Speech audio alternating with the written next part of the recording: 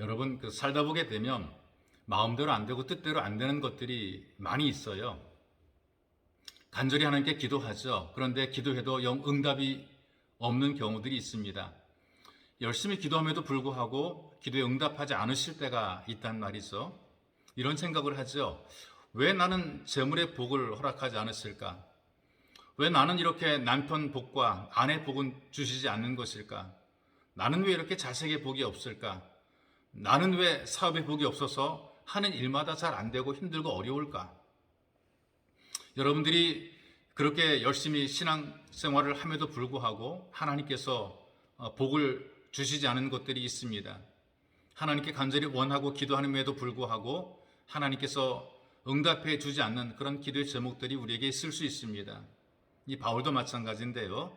인간적으로 생각할 때 누구보다 자랑거리가 많은 사람이 바로 사도 바울입니다. 근데 이렇게 자랑거리가 많은 이 바울에게도 하나님께서 응답해 주지 않는 기도의 제목이 있었다는 사실입니다.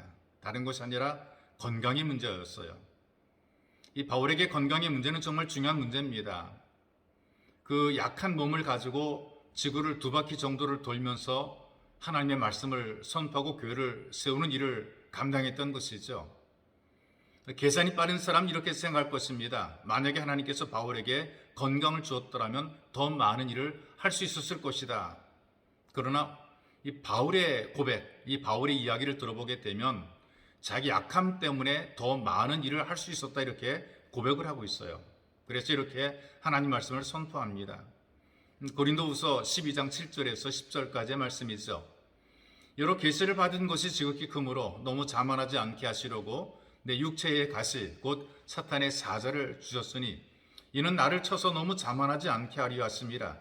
이것이 내게서 떠나가게 하기 위하여 내가 3번 주께 간구하였더니 나에게 이르시기를 내 은혜가 네게 족하도다. 이는 내 능력이 약한 데서 온전하여 짐이라 하신지라. 그러므로 도리어 크게 기뻐함으로 나의 여러 약한 것들에 대하여 자랑하리니 이는 그리스도의 능력이 내게 머물게 하려 함이라. 그러므로 내가 그리스도를 위하여 약한 것들과 능력과 궁핍과 박해와 곤고를 기뻐하노니 이는 내가 약한 그때의 강함이라. 이 약함 때문에 더 강해졌다라고 고백을 하고 있습니다. 약함 때문에 약해서 일을 못한 것이 아니라 약함 때문에 강해져서 더 많은 일을 감당했다 이렇게 고백을 하고 있는 것이죠. 사도 바울은 약함 때문에 오히려 겸손하게 주님의 사역을 감당하게 됩니다. 만약에 약함을 몰랐더라면 아마 교만함으로 징계를 받았을 것입니다.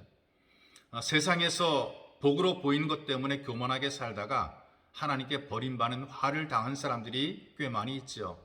그러나 자기 약함 때문에 하나님의 은혜를 간절히 사모하게 되고 자기의 약함으로 인하여 하나님의 손길을 경험하게 되고 그리고 약함 때문에 간절히 하나님을 찾았기 때문에 하나님의 손길이 바울의 삶에 함께 하신 것입니다. 그래서 자기 약함 때문에 하나님의 강함으로 주어진 사명을 감당해낼 수가 있었던 것이죠.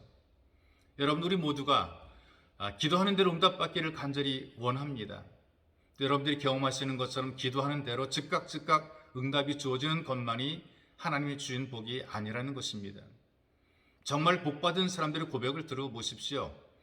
자기 약함 때문에 하나님께 기도할 수 있는 기도의 제목이 있다는 것, 이것이 진짜 복받은 사람인 것을 고백을 하고 있습니다. 왜냐하면 자기 약함을 인정하지 않으면 하나님을 향한 간절함이 없습니다.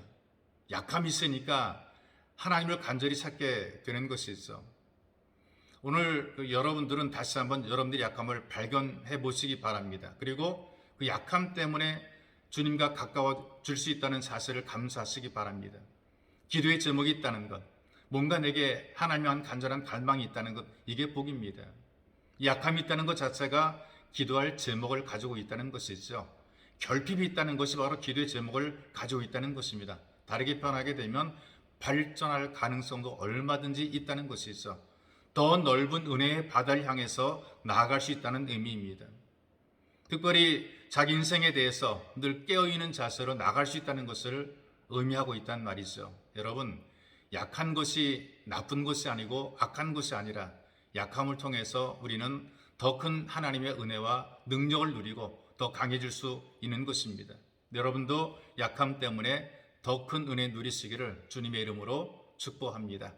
참으로 존귀하신 아버지, 우리에게 약함을 깨닫게 하시고 약함을 알게 하소서. 기도의 제목을 주시니 감사합니다. 하나님, 기도의 제목을 들고 주 앞에 기도하게 하시고 소원을 가지게 도우시니 감사합니다.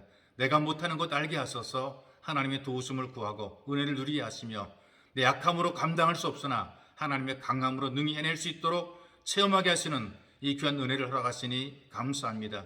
진짜 강한 자가 되어 복 있는 삶 살아갈 수 있도록 은혜를 덧입혀 주옵소서. 보배로우신 예수님의 이름으로 기도하옵나이다. 아멘.